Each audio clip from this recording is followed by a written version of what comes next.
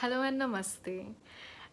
Based on some of the comments that I've seen on my previous dog videos, I have noticed that some of you have opened your hearts and your homes to welcome indies.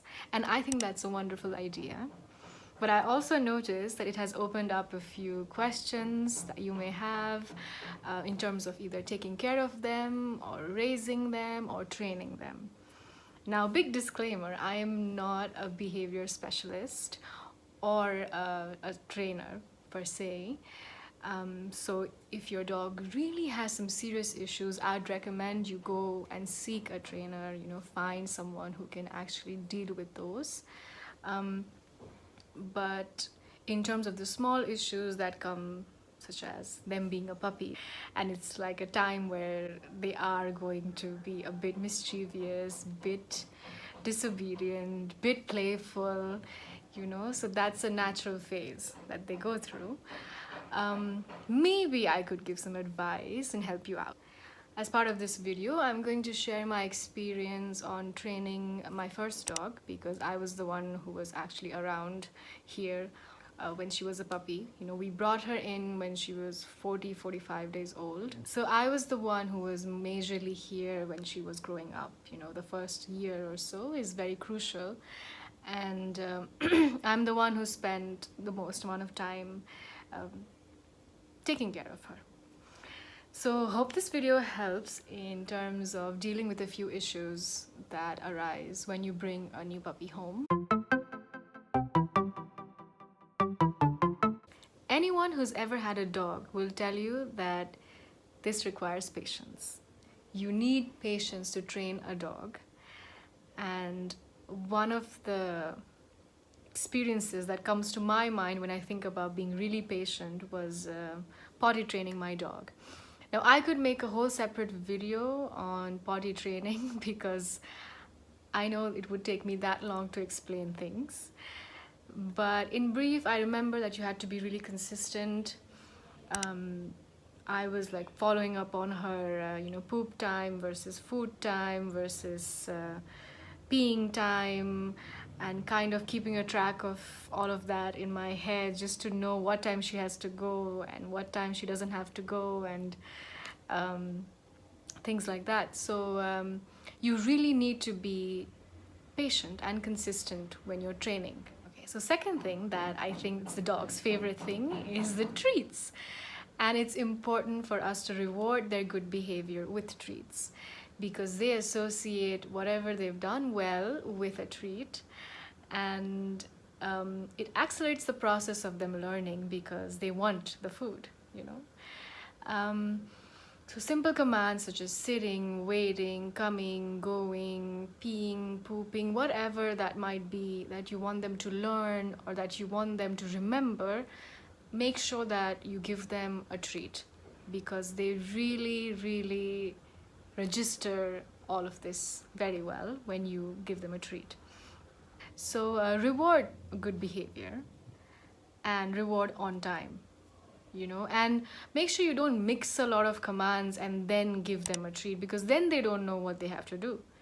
So it has to be simple, straightforward commands. So you're saying sit and then you give a treat, so they learn to sit.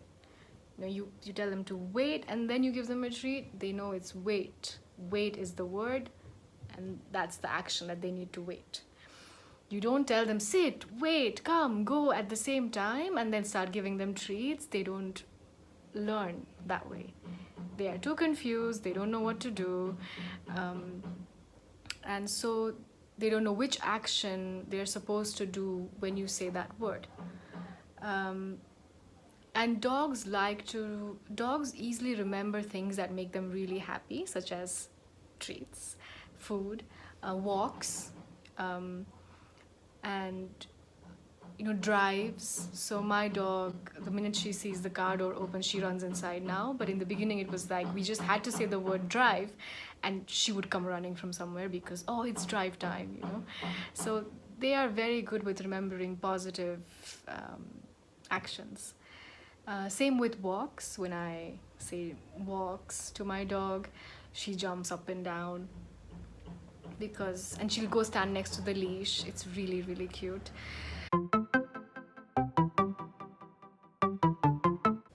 Do not throw too many commands at once if you're teaching them something new. Stick to that one word, that one treat, that one action, and that helps them learn things fast. I remember reading that a dog's IQ is roughly equivalent to a 2-year-old. I find that hard to believe, but I think dogs are really smart. But still, you need to be patient and you need to stick to short commands. They will learn many things, but they can't learn all at once. And that's something you need to remember. You can teach them gradually. You can teach them many things in one day. Just as simple as when we were younger and we were learning ABCD before we learned to form words and make sentences. They didn't throw sentences at us, they threw some letters at us, and they threw words at us, and then they threw other things at us. But it does take time. And it's important to repeat what you're teaching them every single day till they get it right, till they are not confused anymore. There are many parameters to it on how long it will take them to remember something. That can depend on you when you're training them and the time you're spending, or on the dog itself. Sometimes they're not interested in learning, sometimes they are moody, sometimes they learn right away. Now, just as it's important to reward a positive behavior or something good that they have done or something that you want them to learn and they've learned it now, it's also important to catch them and tell them that they've done something wrong when they do something wrong. And when they are a puppy, I can imagine there are many instances when you're saying, oh, come on, stop doing that, or you're scolding them because they can be a bit too much to handle. They can be a bit on your nerves very easily, chewing on things that they're not supposed to chew. So slippers, your shoes, your chappal, your sometimes furniture, anything soft, they chew it off. So when you see them doing that, you have to immediately remove the chappal or shoe or whatever that they're chewing that they're not supposed to chew, and then kind of say no or something in a really stern voice, and hand over a substitute, the toy or something else that you want them to chew. Second thing that you can also do is give them timeouts if they've done an action that they're not supposed to, like ripping toilet paper apart, ripping something else, getting in the garbage, I don't know, whatever you see that they're doing, give them a timeout. They hate timeout. I remember talking to someone and they said that they would kind of give them a timeout and then like put him on a leash so he couldn't move. And that's something that he hates, the dog hates, so that's something that the dog hated, like not being able to do anything and being on the leash. So it worked in that way. So he knew that, okay, if I did this, then I'm gonna be on a timeout, and he wouldn't do it again. Another thing you can also do is make a loud noise. It could be like a stick, or it could be hitting something on the floor, or just clapping and a loud noise that says that kind of alerts them on what they're doing, and they might stop doing that if you continue it. My dogs are really scared of the racket, the one that you use to kill mosquitoes. So when they are really annoying and they're doing something that I don't want them to do, I just lift the racket now, and then they see that and they stop doing it because they are so scared of that racket. I've never hit them with that racket, and I would not hit dogs just like that. I don't recommend hitting dogs with rackets and sticks and stones or whatever to train them. I don't think that's the way to do it. But you can show them that, this is the action. You can show them that, oh, you might get hit, and that's enough. Over time they will learn.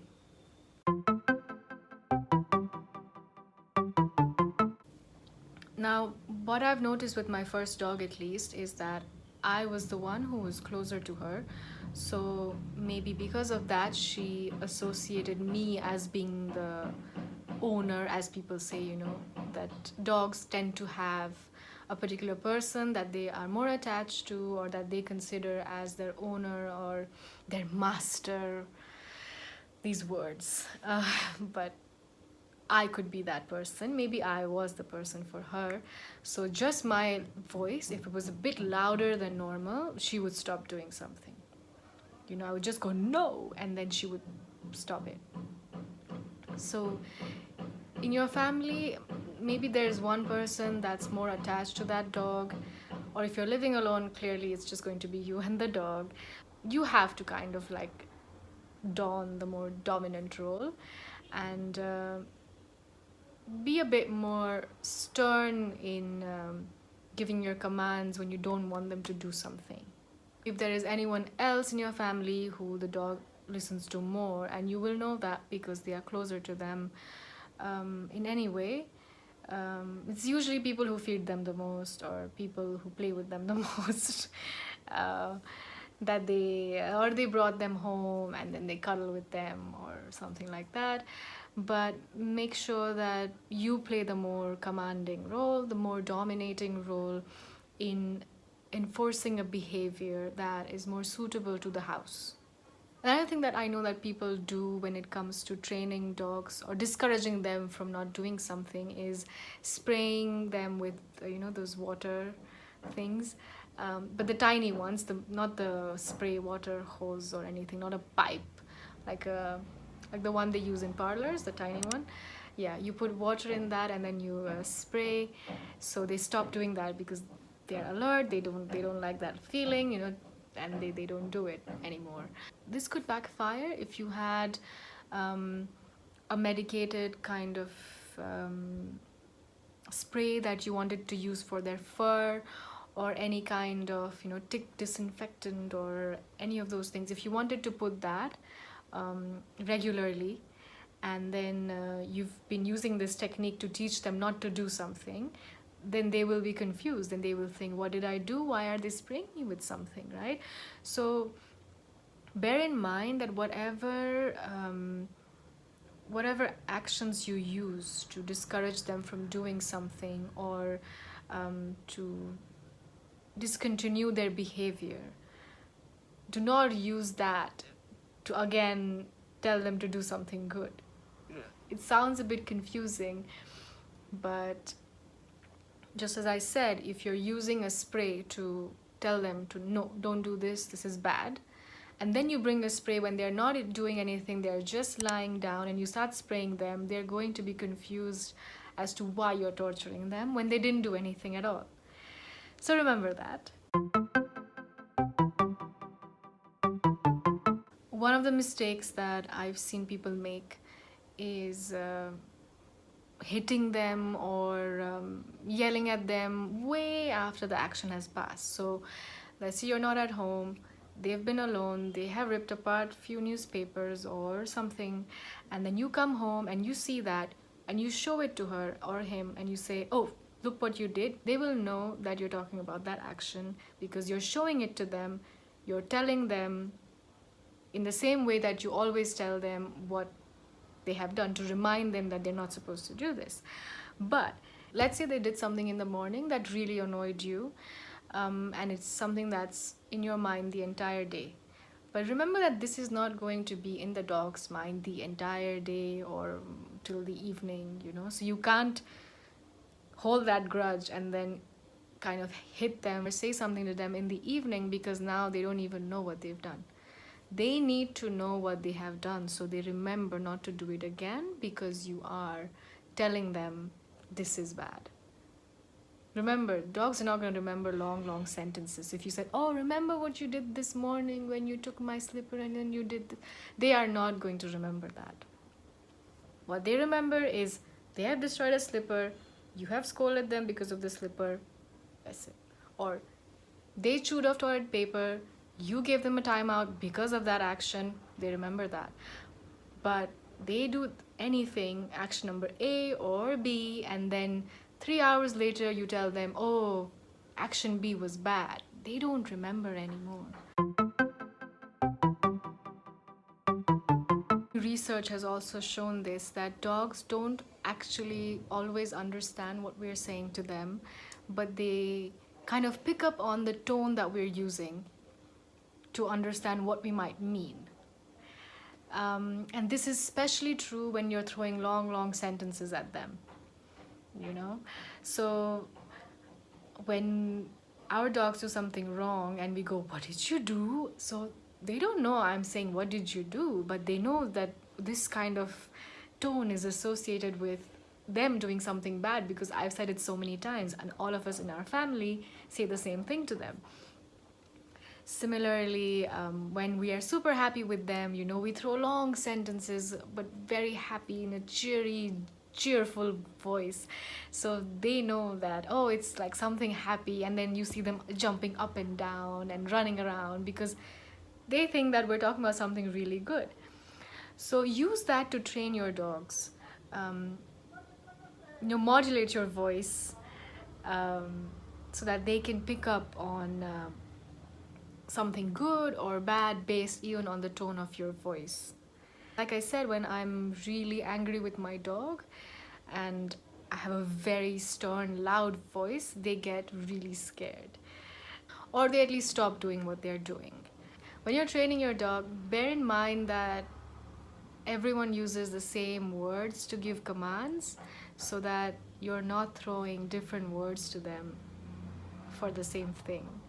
And this sounds like I'm repeating myself again from before, but if I'm saying don't do that, and my mother's saying stop, and my sister's saying hit you, I will hit you, you know, those are three different ways of saying something that is negative for sure, but it's too much information for the dog. So stick to one word or a few short words to tell them not to do something. You know, stop is fine, no is fine, don't do that, whatever that might be that you want to say is fine, but stick to same kind of words, because in line with, yes, the tone is important, but the words should also sound the same, right? Because this is just confusing them. Although they say that dogs don't recognize words that much, they do understand sounds, I feel. I've seen that there are lots of these videos now where they're actually training dogs to speak. Now, they don't speak, but they have this huge spread of buttons, and each button has commands on it. So some will have sit, walk, eat, drive, bad, good, dog, all these words, and the dog actually knows which ones to press if they want to go out, or they want to eat, or they want to pee, or whatever. So they do associate, they can kind of understand sounds, right? So don't throw long sentences for the same action from different people, you know, that confuses them. So at least when you're training them, try to be consistent with the words you use, be it good or be it bad. And over time, they can learn more words. Like I said, that their vocabulary can increase, and you can keep teaching them. But for a more effective learning experience, I feel that you should stick to similar words, and be as consistent with those words as much as you can across all the family members. And that's something that seems to work. So that's it for this video. I think there are a few good tips in there, so let me recap.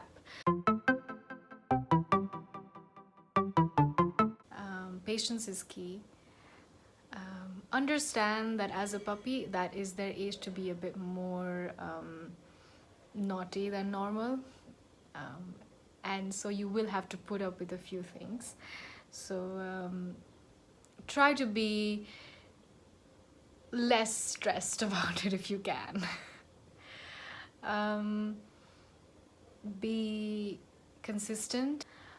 Reward good behavior, you know, treats, lots and lots of treats. Don't mix up commands. Don't give them too many things to remember at the same time. Not at first. Let them learn slowly, and slowly they will. Be stern when you're trying to tell them not to do something, when you're discouraging them from a behavior. I think dogs naturally pick up on positive memories and things that make them happy faster than like not doing something, right? It's like it's easier for them to do something than not to do something. So if you say walk, immediately they might come and get ready next to the gate because they want to go for a walk. At the same time, if they're running out of the gate and you're saying don't go, that's going to take them some time to learn. So it's easier to train them on things that make them happy versus things that don't make them happy, and that is a journey in itself. But you can do it, and it will take some time, but don't give up. Remember that they can be trained, and there's always professional help available if you need it. So if there's anything specific, let me know, so maybe I can probably answer that and maybe tell you more about it, because this is a more general kind of video. And too bad I don't have videos from when I used to train her, because I never thought I would make videos on training my dog. I actually had a tiny little puppy, and then I was just trying to make sure that we live in harmony, and in order to do that, she needs to learn a few things, I need to teach her a few things. I also need to see what she's like and what her behavior is like, what works for her, what doesn't work for her. So it's a whole learning process, but it's not for the entire life. You teach them once, twice, for a few weeks, for a few months, and they remember it, and they're going to do as you teach them. I read somewhere that dogs really like to be trained. They love to be given those, puzzles with the food and the tasks like that. They like to learn. They like to learn new tricks. So if you're teaching them, that's actually stimulating their brain, and that's good for the dog. That's good for you. That increases your bond with the dog. I think that's another reason why my first dog is so attached to me, because I was teaching her things, I was giving her treats, I was feeding her, I was cooking for her. I still do a lot of those things, but the first few months or weeks or the first few years are the formative years. So that kind of sets up the pace. So you want to spend more time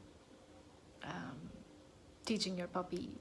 Think of it as a bonding exercise, a little bit of challenge in your life when they're a puppy. As they grow older, they learn more quickly, or they will not be so mischievous, as people say. Now, I'm not saying that you can't train an older dog or you should not rescue an older dog, because they are also really, really trainable, and you can teach them all kinds of tricks and things. But this video is more specific to puppies and the new ones that have just come home. And let me know if you have more questions in general, and I can see how I can help, because I'm sure whatever you're going through, I may have gone through at some point. It's just not come up in this conversation, or I haven't documented it anywhere, but I know that the experiences are usually the same. We have the shared experiences. Let me know what you think, and I'll see you next time.